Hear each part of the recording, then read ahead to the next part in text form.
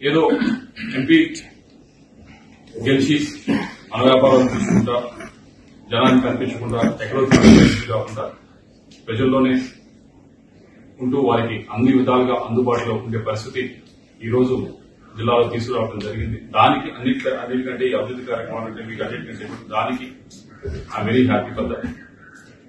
అయితే ఈరోజు ఒక అనిశ్చితి నెలకొంది రాజకీయంగా. దానికి అది అనిశ్చితి క్రియేట్ చేయడానికి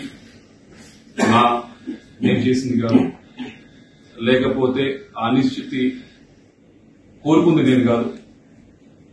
దాని వల్ల ఎక్కువగా ఏదైతే ఈ కన్ఫ్యూజన్ అంతా ఉందో దీనివల్ల అటు పార్టీకి ఉపయోగం లేదు, ఇటు నాకు ఉపయోగం లేదు. మరీ ముఖ్యంగా క్యాడర్ ఎవరైతే ఉన్నారో వారందరూ కూడా ఈ కన్ఫ్యూజన్ సిచ్యువేషన్ లో గడిచిన 15 రోజుల నుంచి 20 రోజుల నుంచి ఏదైతే నడుస్తా ఉందో దానివల్ల వారు కూడా ఎటు వెళ్ళాలా, ఏం చేయాలా, ఏ డైరెక్షన్ లో పోవాలనేది అర్థం కాని పరిస్థితిలో వాళ్ళందరూ కూడా ఉండడం జరుగుతూ ఉంది. దానికి ఏదో ఒక విధంగా తెరదించాలి, ఏదో ఒక విధంగా ఫుల్ స్టాప్ పెట్టాలనేదే మా ఉద్దేశం. ఎక్కడో చోట దానికి ఒక సొల్యూషన్ అనేది మనకు ఎక్కాల్సిన అవసరం ఉంది. అలా కాకుండా ఇలా వెళ్తే అటు క్యాడర్ ఉపయోగపడదు, పార్టీకి ఉపయోగపడదు.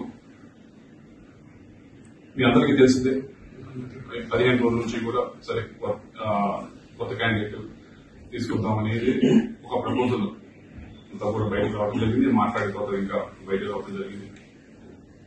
దానివల్ల కొద్దిగా అందరూ కూడా కన్ఫ్యూజన్ కి గురవుతా ఉన్నారు. ఇది ఇందాక చెప్పినట్లు నేను కోరుకుంది కాదు, నేను చేసింది కాదు. ఇది వేరు వేరు కారణాల వల్ల ఇలా ఫ్లైఓవర్ వచ్చింది. దాన్ని ప్రయత్నిస్తూ నేను ఏదైతే ఇప్పుడు పార్టీలో ఉన్నానో పార్టీ సభ్యత్వానికి వైఎస్ఆర్ కాంగ్రెస్ పార్టీ సభ్యత్వానికి రాజీనామా చేస్తూ అలాగే పార్లమెంట్ సభ్యత్వానికి కూడా నేను రాజీనామా చేస్తా ఉన్నాను ఇమీడియట్ గా. దీంతో అన్న కొద్దిగా ఈ కన్ఫ్యూజన్ అంతా కూడా ఇదంతా కూడా తొలగిపోతుందని చెప్పి ఆశిస్తున్నాను. నాకు ఈ 5 సంవత్సరాల కూడా ఎంతో సహకరించారు. అటు రాష్ట్ర ముఖ్యమంత్రి గారు నన్ను యంగ్గా ఉన్నా నన్ను ఎంకరేజ్ చేసి ఎంపీగా నిల్చోబెట్టారు. దానికి అన్ని విధాలుగా కూడా నేను చేయగలిగాను. అభివృద్ధి కార్యక్రమాలన్నీ కూడా చేయగలిగాను. అలాగే పార్టీ పరిస్థితి కూడా పార్టీ పరువును కూడా అన్ని విధాలుగా కూడా పైన నిల్చోబెట్టగలిగాను.